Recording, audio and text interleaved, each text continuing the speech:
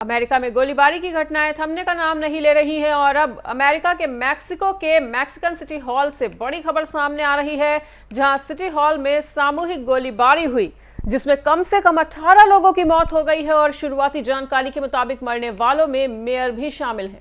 Reports के मुताबिक Mexican city hall में एक कार्यक्रम चल रहा था, जिस दौरान एक अज्ञात शख्स हॉल में दाखिल होता है और कुछ सेकंड का इंतजार कर अंधाधुंध फायरिंग कर देता है।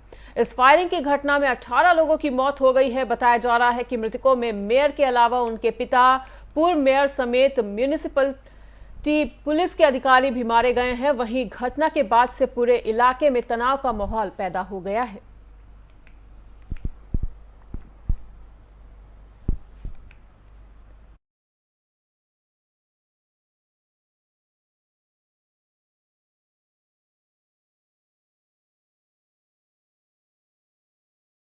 देश के कई राज्यों में मानसून के जाते जाते भी भारी बारिश हो रही है और पूर्व से पश्चिम और उत्तर से दक्षिण तक अक्टूबर में आफत का अलर्ट जारी किया गया है। पहाड़ी इलाके में आज भारी बारिश की चेतावनी जारी की गई है और मैदानी इलाकों में भी तेज बारिश लोगों की मुसीबतें बढ़ा सकता है।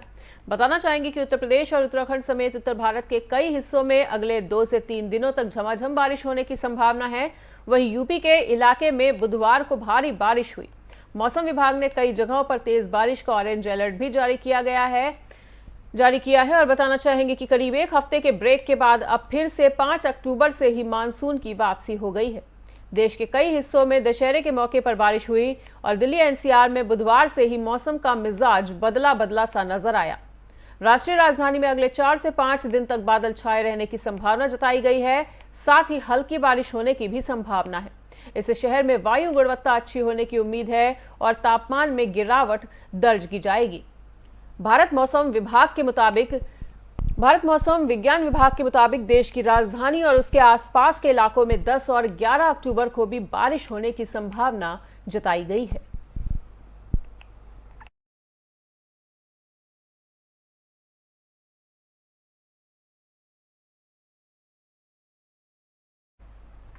रक्षा मंत्री राजनाथ सिंह औली पहुंचे और राजनाथ सिंह ने औली में जवानों के साथ मुलाकात की।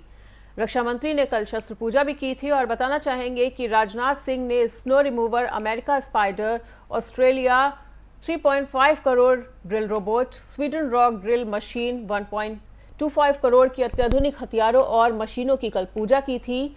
और आपको बताना चाहेंगे कि दशहरे के मौके पर कल रक्षा मंत्री राजनाथ सिंह औली पहुंचे थे।